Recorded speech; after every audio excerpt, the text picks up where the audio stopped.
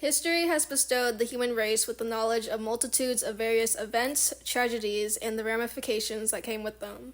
Revolutions, more notably, are, as the word suggests, revolutionary acts from the past in which a country or nation would try to overthrow its government in favor of a newer, improved system. With this video, I'll be attempting to dive deeper into the August, or rather Vietnamese, Revolution in particular.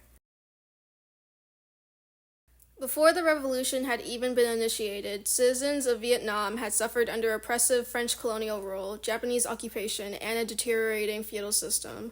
As a result, all of this left the population without basic rights, freedom of speech, famine, and poverty.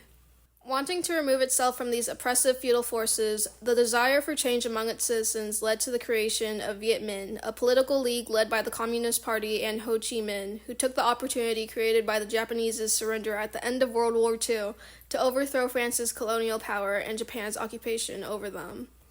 Neither France nor Japan was in a position to rise against the Viet Minh because of the aforementioned surrender and France's colonial administration having been dismantled by the Japanese months earlier.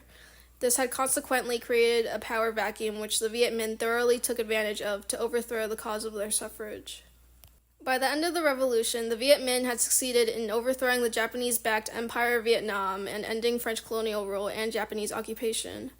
Through strategic partisan warfare and mass political demonstrations, the Viet Minh had overthrown the oppressive powers that oversaw them by mobilizing its citizens quickly with minimal bloodshed, henceforth allowing Vietnam to declare independence and establish the Democratic Republic of Vietnam on September 2, 1945. Both the French and the August Revolution shared a common goal of overthrowing absolute monarchical rule for the sake of establishing a better system of governance. Despite this, the former is considered to be more complex as it abolished its monarchy and feudalism but ended up establishing another authoritarian form of government, that being the First Republic. On the contrary, Vietnam was able to establish a unified national government with less instability. Regarding the American Revolution, both America and Vietnam were anti-colonial movements that sought to remove themselves from a higher European power.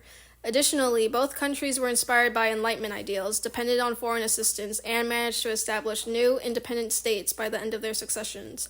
However, the revolutions differ in the sense that the American Revolution focused on independence from overseas control, while the August Revolution was a fight against both colonial powers and an existing feudal system.